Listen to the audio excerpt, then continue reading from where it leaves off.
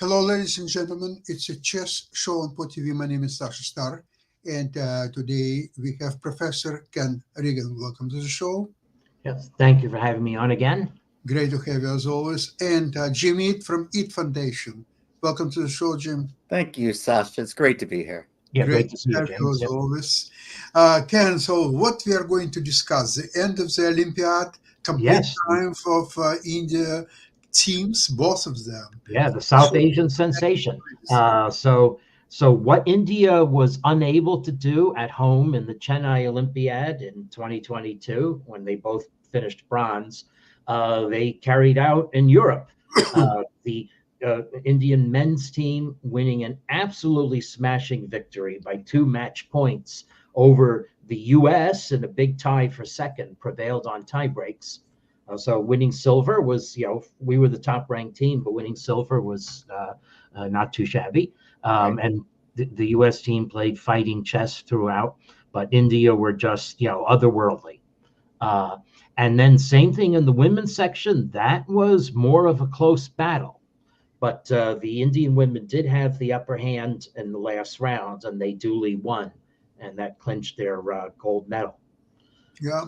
Well, what is apparently remarkable is that India has 2 super grandmasters. It's obviously Gukesh, who is challenging Jin Lijian for a world championship, and a lot of experts they see that it's going to be massacre in that match. And if that's the case, by the way, it could open a return of Carlsen to classical chess. If that massacre indeed will happen, then Carlsen may decide, well, not so fast. There are lots of shoals to negotiate, because nominally Carlsen would have to negotiate the qualifying process, including the candidates. True. But we might have another breakaway federation thing happen. Who knows? Who knows?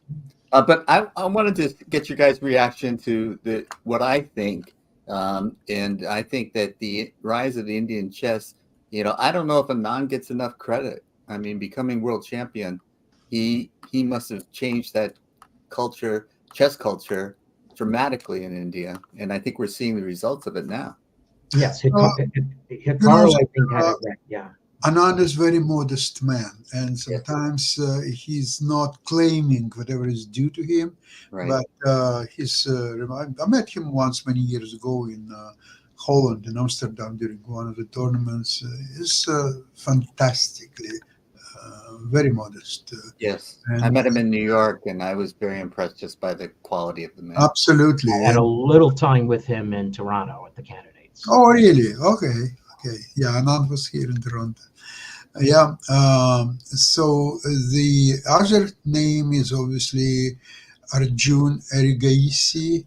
Yes. Who is playing, or at least during Olympiad, he was just invincible. He reminded Gukesh of 2 years ago. But Gukesh this year, playing on the first board of the national team, he was impeccable.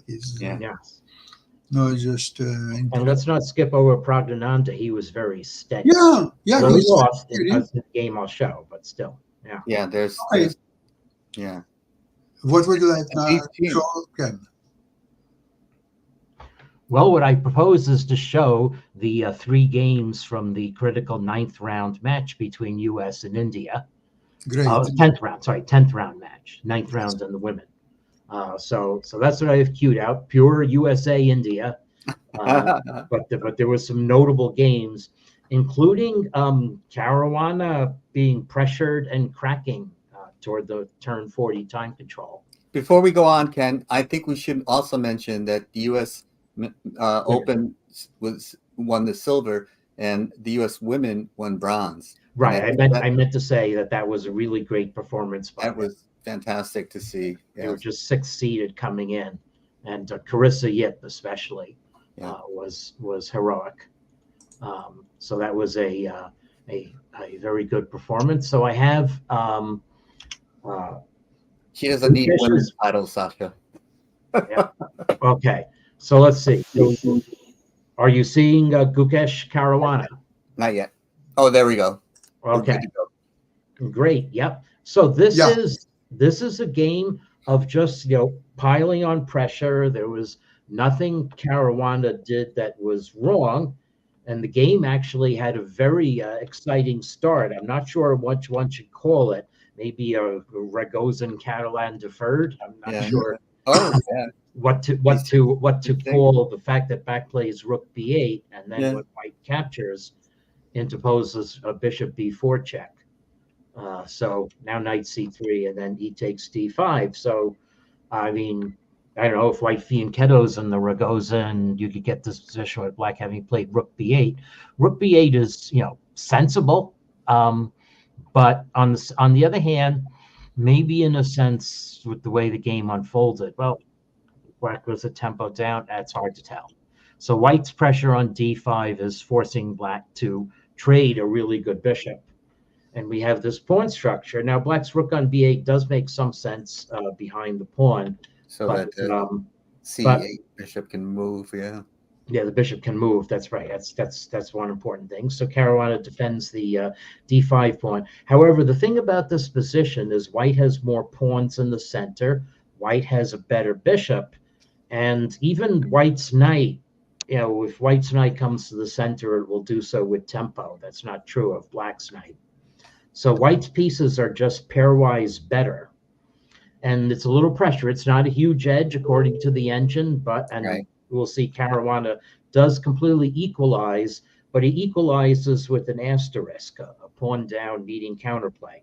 And the other drawback of Rook B8 is that Black did have to spend a tempo defending the pawn on A7. So now this was what I was worried about. Once White gets that in, I don't know. I prefer White. Right. It's now we will see that Caruana plays very resourcefully, and the wild thing here is Black gets counterplay by taking over the D square and playing with a dark pawn complex, which is what you want to do when there are light squared bishops. So that's true. And Black initiates this plan by playing C5, taking advantage of the weakness of White's pawn on C3, and the fact actually that White's rooks haven't entered the game yet. So that's remarkable. I have to reevaluate what I was thinking, because I didn't think you could allow E5, but obviously that's D5 is protected. So yeah, well, White does have a half pawn edge in this position, regardless of what you do. So White could play E5, and then we would have White has pawns on dark squares formation, which is what you usually should do. But the computer does clearly, after some thought, prefer Queen A3 as the best move. And there's a lot of best play for both sides when I was playing this game through before. So Black supports with B6. All right. Now the A6 pawn's been jettisoned, but Black has counterplay against White's center. Okay, so now we oppose rooks on the B file. Black just plays calmly and actually solves a latent problem where White's queen could be capturing Black's knight if Black's queen moves elsewhere. So now White decides to try to resolve the situation, but here we go with D4. This is Black's idea. Now again, understood.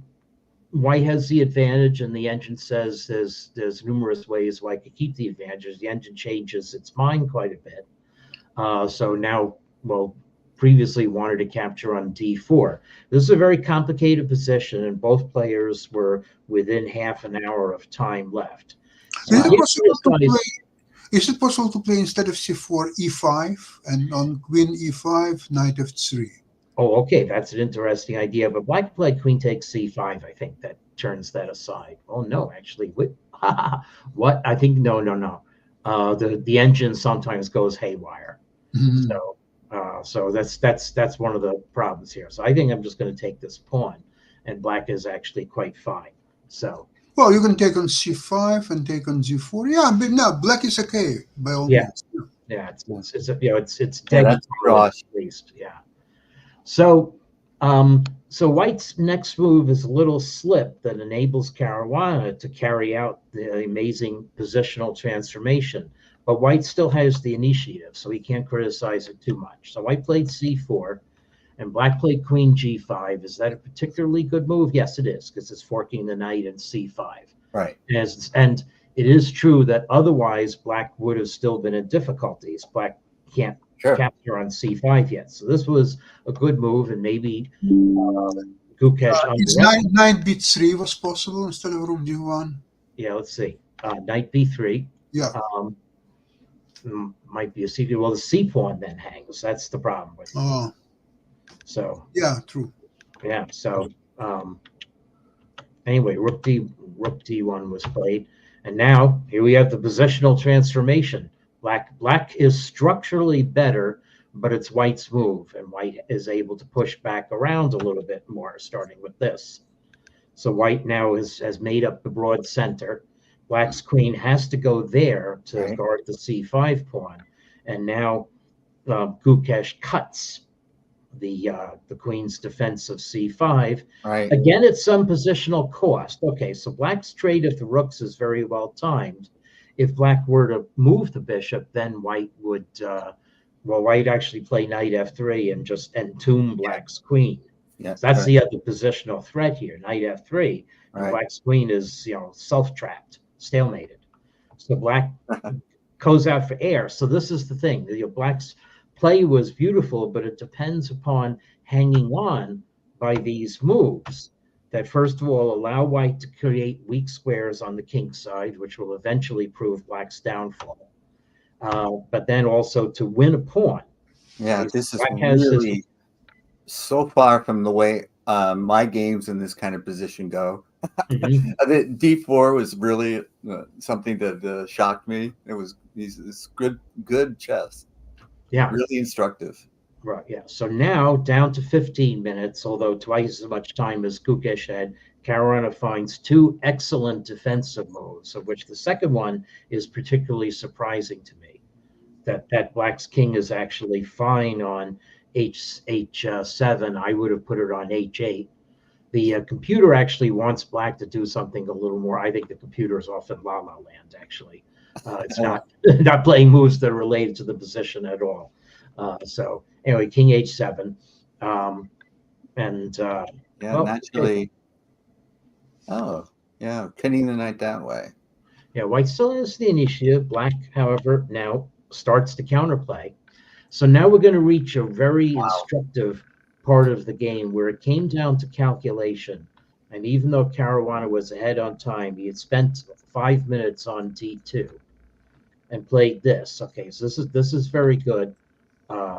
Now we've won a pawn back, and we've preserved all the trumps in our position. And I don't know what a4 is. Yeah. A4, I guess, is just to I don't know what a4 does. What is a4 doing here? A3 is a sensible move. Is he trying to prevent queen b5? Maybe, yeah, maybe trying to prevent queen b5. But I don't get it. Yeah. Yeah. So anyway, so black is okay here, but you have to play a move. The computers now has come around. I guess here's the real reason. If black could take the pawn on a2, then black's queen is still defending f7. But if black captures an a4, then white has the very dangerous rook f7, which temporarily wins a piece, although black can win it back with the d pawn. So anyway, so Caruana played here, which allows white to come back to play rook f7, which Gukesh didn't. So Caruana's idea, the fixed idea in his head, was that he was going to consolidate by wheeling the queen around to g6 and then maybe go to g5 and support the pawn. And he executes this plan, but it's fatal. So it turns out that in order to hold the balance in this position, Caruana has to find the positional move, knight g6. Okay. And then it drops the pawn, but then the point is that after knight e5, black is down a pawn, has a good knight, but the main thing is white can't hold on to the extra pawn. Black has just too many attacks. Right. So we would get a position with that where black would have adequate counterplay, either winning the A pawn and the knight on E5 is good, or winning the E pawn in a symmetrical position that black can hold. So anyway, however, Caruana had in his head the idea that he was going to wheel the queen around to G5, and he just underestimated white's rook F4, I'm sure. And then after queen G5, fatal playing the move, white at just H4, and now black's position is in ruins. Right. So, and he's down to under a minute the clock for 4 more moves. Yeah. So. What a shame, because that was knight G6 would have held the game. You would think. So it's just, however, the effect of pressure, and now white's two pawns up, and after a couple more moves, Caruana gave up. Yeah. So, okay, so that was just a very dominating, powerful play by Gukesh. Yeah. You create chances, and eventually you're able to crack the opponent here. Now I'm going to scroll relatively quickly through the other 2 games. Okay. Okay. So Wesley So's nice win over Praggnanandhaa. Okay. So this is actually the Giocco arrived in a move order where white castles early and doesn't fear black playing bishop G4. So it takes time for H3, and that's not an issue anymore. So we just play chess for a while. Right. Okay, so lots of maneuvering here.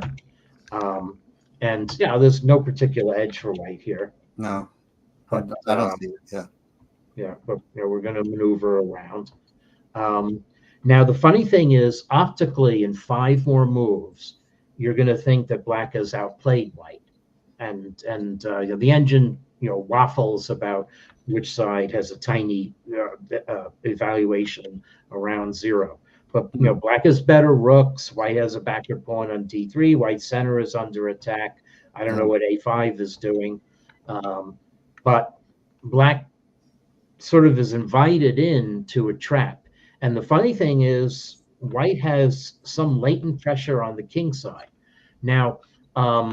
So rook D2, the computer thinks it's a mistake, and white could actually play rook C2 and pressure black's C pawn, and so the computer says that white is better. And one of black's latent problems is that the E5 pawn is also isolated, and the rook on D3 actually is sort of pinned to black's A pawn, the loss of which could be catastrophic. So anyway, So acted to relieve the pressure, and now is starting to wheel around. And so the play is not very accurate. What's interesting is how So weaves a sudden attack. Now, Queen E6, computer doesn't like it. I think it's a great move, a great practical chess move. Black grabs a pawn and now is going to regret it because here comes white's attack. Okay, so... Extra defense. Well, it was a defensive move. The computer says white could have. Well, I think the computer said white could have played knight H4, uncovering a defensive F7. However, there's nothing wrong with this move. Yeah.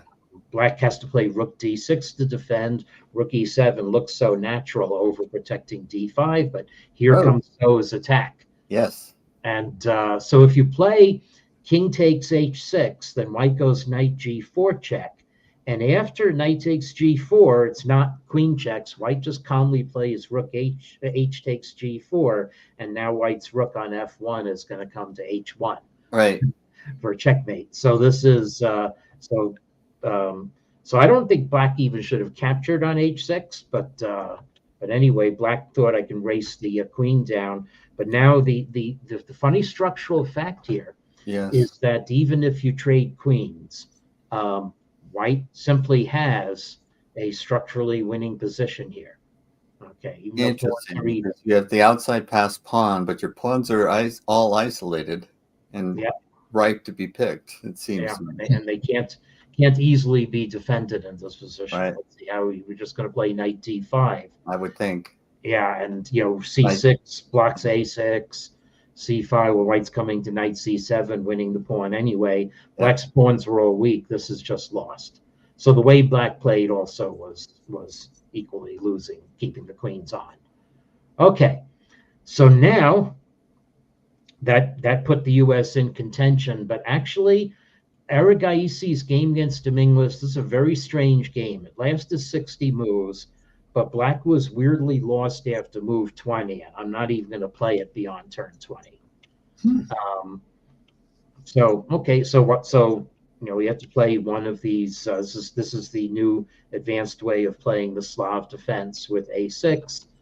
So it all depends on the nature of the activity that black gets. I don't have any experience with this. I haven't, yeah. But white will be structurally better unless black can justify it with activity. And I know there must be lots of book in this position. I know what you mean. It's like there must be, it must be all book. They all must have done their homework on these things. Right. The openings that I knew no longer apply. Yeah. But on the other hand, white has a half-pawn advantage according to the computer. Wow. So, so I think one can query the strategy, and also the computer says, or said briefly, that black's best move was to move the rook on e8 again. Like rook placement in a position like this is just crazy. b8, c8, and e8 all have points, and the computer wants you to move the rook to d8, which I don't understand at all. So anyway, so e5. So black goes for the activity, but we'll see. Actually, this leads very quickly to the loss of an exchange. So knight d4. So now black's problem, even black can take on d3. Black's problem is that the queen pawns are just too weak, and white has all the squares to gang up on them, and now we're going to be triple ganging up on them.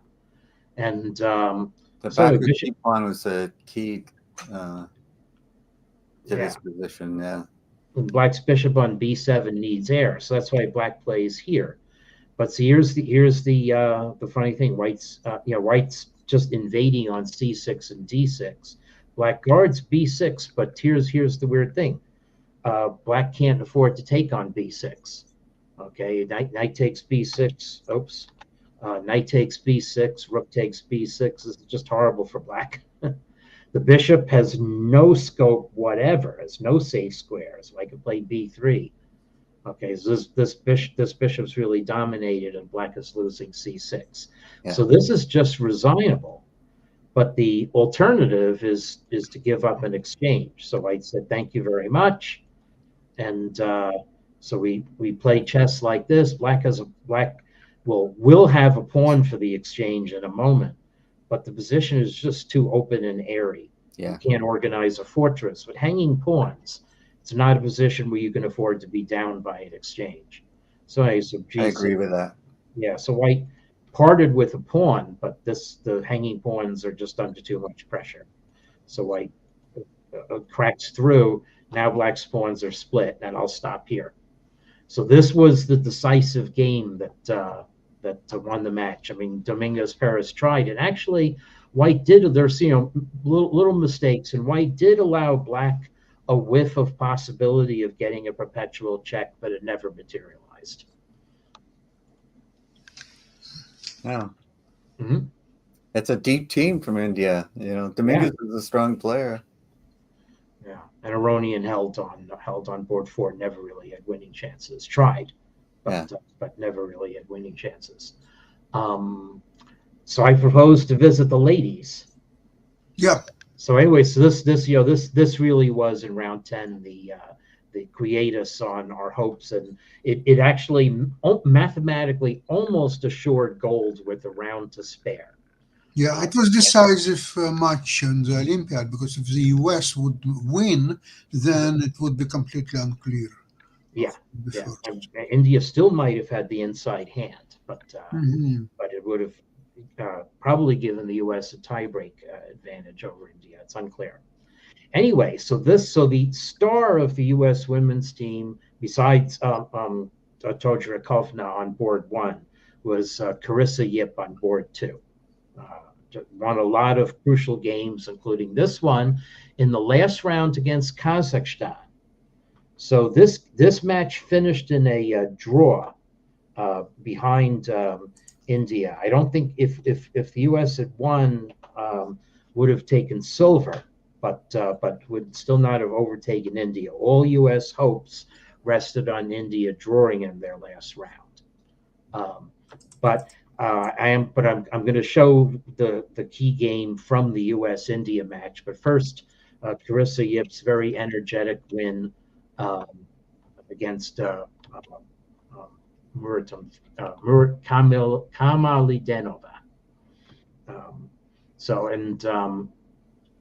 So, by the way, all the women are underrated. So I have not yet done a performance assessment of the top players in the Olympiad. I'll boast a little by saying that my IPR calculations hit within 10 ELO, which was about the error bars. But that's only after applying my rating adjustments of about 75 ELO, averaged over the whole field.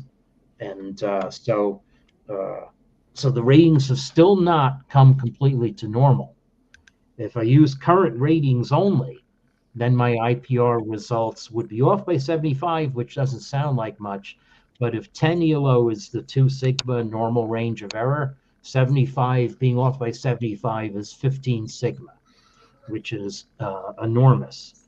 So may not sound like much, but I deal with a lot of data and a high level of precision, and it matters to me.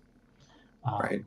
So I'm about to see with if unrated players are taken out of the sample, then I'm off by a little more. The players played about 20 points better in both sections. But my formulas were calibrated on training data with unrated players. So I've been not commenting on these moves, but the main point is that White has created Swiss cheese in Black's position. I mean, the F6 move was provoked.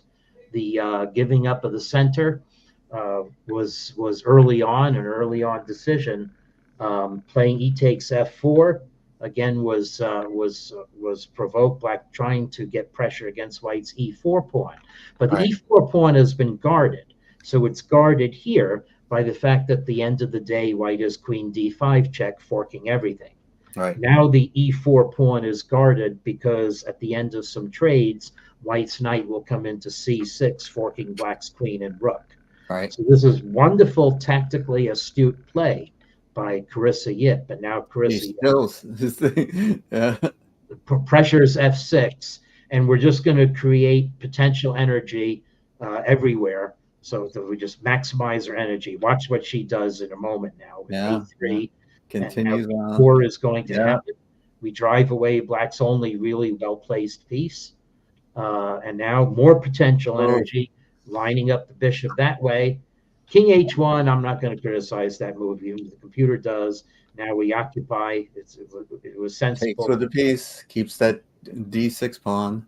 Yep. Backwards and isolated. Yep. Now watch the most energetic move comes next. C5. Just ram those things home. Yep. Yeah, lots of trades might happen, but you're going to lose material. So what C5 did was it uncovered an attack on the E6 square. All so right. Black couldn't even trade the pawns. Now White has his pawn on D6, and now it's all over. So just and Rook takes D5. Whoa. This is the final cute point in the game because, well, if you do take it now, Rook takes. So if Black takes with the bishop, it's a fork of king and queen, and if you take with the rook, White promotes to a queen and sayonara. It's all over. Yep. So the last game I want to show, great job, which was the key decisive game in the match against India, features for me a very instructive moment. So, it was lost by my friend Irina Krush, so I'm a little sorry covering this game, but it really has an instructive moment that can go with the Douglas Adams catchphrase, "Don't panic." Mm-hmm. So Irina comes under a lot of pressure from Vantika Agarwal. And of course, Agarwal deserves all the credit for applying the pressure in this position, playing Black. So this is a case where Black will gain activity in one of these very, very tabia-like positions. Right. But here we are. Black is playing very energetically. Computer does say black is completely equalized, but black may be left with hanging pawns. The thing though is black is ahead in development, and when white catches up in development, here we come. Okay, now the computer still says, it's white is slightly the sunnier side of equality, but if white is in a slow build-up mode, then black's coming at you with tomahawks may prevail the position. Now here, again, computer actually says white is half a pawn advantage, but black is carrying the pressure, and Arena just plays a little bit too passively over the next few moves. Rook E1, the start of this. Right. And now, okay, we marshal more things. Again, white is still fine. White has two bishops, which are late in use, but black has D3 square coming in, and maybe Arena miscalculated something here, because opening up the D file and opening up black's bishop does not bring white any tangible return. It just brings retreat. And now with F5, maybe Arena thought that black could not afford to defend the e-pawn that way because it's just creating too much air leading into the king. But actually, white has no follow-up. And after white tries to pressure black, black is just coming in on the D3 square. So now a knight on D3 is worth a rook. so there we go. So now, so pressure, more pressure coming.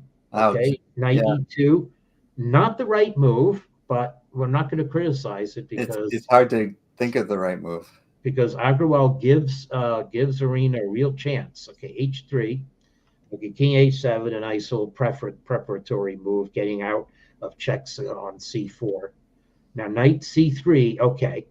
Now, actually, at this point, the computer says yes, black can play a knight to F4, and the attack is going to be winning. But okay, black captures, white captures, and now here comes the crucial point in the game. Okay, so Vantiga Agrawal played F4, and I should be hiding the analysis here. Sorry. All right, that wasn't peeking. We're almost at the end anyway. So this is where Arena unfortunately panicked and lost very quickly. So it looks like black is going to play F3 and its mate without black even having to sack a knight as in the previous plan. Okay, so white is under max pressure. White's pieces are all onto the back rank, but actually white is not worse. You change the attitude on the position by playing the king over, and if F3 over, white turns the tables by playing rook G1, and now black is not going to be able to attack H3 on time. Okay, and so white already has a sizable advantage in this position. If you capture, then G3 gets skewered. But maybe most importantly, if black plays Queen F5, this is an illusion. White just says grab some of the loose stuff, and the rook on G2, king's gonna park itself behind it on G1, and white's totally fine. White's attacking. This is a loss for black. So the fortunes might have been different if Arena had found that one, King H1, just taking the whole attitude of who's attacking on the G file. Unfortunately, E takes F4. Now, the other thing that must be said in fairness is both players were down to a minute plus. So this was also in time pressure. With 10 moves still to the time control, even with increment. So black does get a dividend for having all this attack. Anyway, E3, and now E2 or a fork or attack on G2, bad things happening all over the board. And F5 trying to relieve the pressure, but black just stokes it more. And now Arena gave up an exchange and had to capture that way because white's queen on C1 was undefended otherwise, but it's mate. So black does not have to pause to capture on D5. And Arena Black So- played a very good game, Right. very pleasing, very aesthetically pleasing, and very Yeah. strong. Mhm. So the only thing is, I thought that White could probably do slightly better by sacrificing exchange on d5, Earlier. and take it on f4, but probably would lose anyway. Yeah. Yeah, but maybe not so fast. Mhm. So- But King H1, is a changer in perspective of the position, and especially when you're in time pressure and you've been under pressure for 10 moves, it's hard to see those opportunities. But I've seen this idea even in Robert Fischer's game, King, when he played B3 opening a few times. So later on in the game, I remember his game against Tukmakov when it was like equal but complicated position, and he played King H1 and Rook G1, and game was over in very few moves. Yeah. I've seen some other games where Right. That's and Irina can find that kind of move. There's no question about it. But as Ken has been pointing out, time pressure kind of changes everything. Yeah, You know? yeah. Time pressure is completely different. I don't think that Fischer was in time pressure when he played King H1, Rook G1. But the knight on G3 to E2 to C1, that's totally natural to me as a defensive strategy to take the knight on D3 out of the picture. But the sacrifice of knight to F4, maybe she missed that. That might have been the way the game, if we could say this, should have played out. That's true. Black should have sacrificed the knight and come through. Yeah. So. Well, we'll take a look at next week at this speed tournament which is going on right now, and then Carlson is playing, and Nepomniachtchi and Ferrugia. They're all the best players playing. I'm watching this tournament, by the way, and we'll discuss some of the games next week. In the meantime, thank you very much for today's program. Have a great weekend, and we'll see you next. Thanks for the games, Ken. Okay, sure thing. Good seeing you. Yep. You too. Okay. Bye-bye. Bye, everybody.